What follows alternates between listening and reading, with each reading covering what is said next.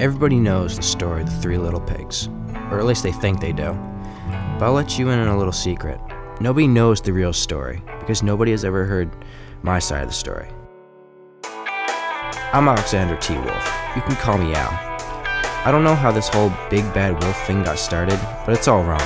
Maybe it's because of our diet. Hey, it's not my fault wolves eat cute little animals like bunnies, sheep, and pigs. That's just the way we are. If cheeseburgers were cute, folks would probably think you were big and bad too. But like I was saying, the whole big bad wolf thing is all wrong. The real story is about a sneeze and a cup of sugar. So this is my side of the story. Way back in Once Upon a Time, I was making a birthday cake for my dear old granny. I had a terrible sneezing cold, and guess what, I ran out of sugar. So I walked down the street to ask my neighbor for a cup of sugar. Now this neighbor was a pig. He wasn't too bright.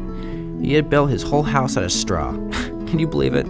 I mean, who in their right mind would build a house out of straw? So of course, the minute I knocked on the door, it fell right in. I didn't want to just walk into someone else's house, so I called. Little pig, are you in? No answer. I was just about to go home without the cup of sugar for my dear old granny's cake. That's when my nose started to itch. I felt a sneeze coming on. Well, I huffed, and I snuffed, and I sneezed a great sneeze.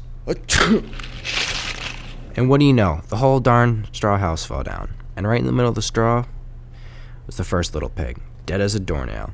He had been home the whole time. It seemed like a shame to leave a perfectly good ham dinner laying there in the straw, so I ate him up. Think of it as a cheeseburger just laying there.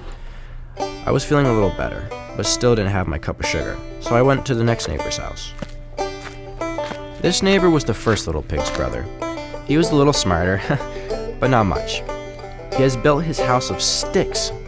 I rang the doorbell of the house. Nobody answered, so I called. Mr. Pig, are you in? Go away, Wolf. You can't come in. I'm shaving the hairs on my chinny chin chin. I had just grabbed the doorknob when I felt another sneeze coming on. I huffed and I snuffed, and I tried to cover my mouth, but I sneezed a great sneeze. And you're not going to believe this, but the guy's house fell right down, just like his brother's. When the dust cleared, there was a second little pig, dead as a doornail. Wolf's honor. Now you know food will spoil if you just leave it out there in the open. So I did the only thing there was to do. I ate dinner again. Think of it as a second helping. I was getting awful full, but my cold was feeling better. And I still didn't have that cup of sugar for my dear old granny's cake. So I went to the next house. This guy was the first and second little pig's brother. He must have been the brains of the family. He had built his house of bricks. I knocked on the brick house. No one answered. So I called again. Mr. Pig, are you in? And do you know what that rude little porker answered? Get out of here, Wolf. Don't bother me again. Talk about impolite. He probably had a whole sack full of sugar. And he wouldn't give me even one little cup of sugar for my dear old granny's cake. What a pig. I was just about to go home and maybe make a nice birthday card instead of a cake.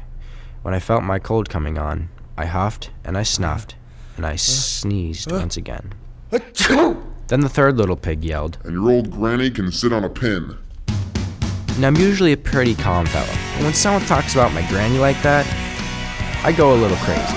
When the cops drove up, of course I was trying to break down the pig's door. The whole time I was huffing and puffing and sneezing and making a whole little scene. The rest, as they say, is history. The news reporters found out about the two pigs I had for dinner. They figured a sick guy going to borrow a cup of sugar didn't sound very exciting. So they jazzed up that whole story with huff and puff and blow your house down, and they made me the big bad wolf. That's the real story.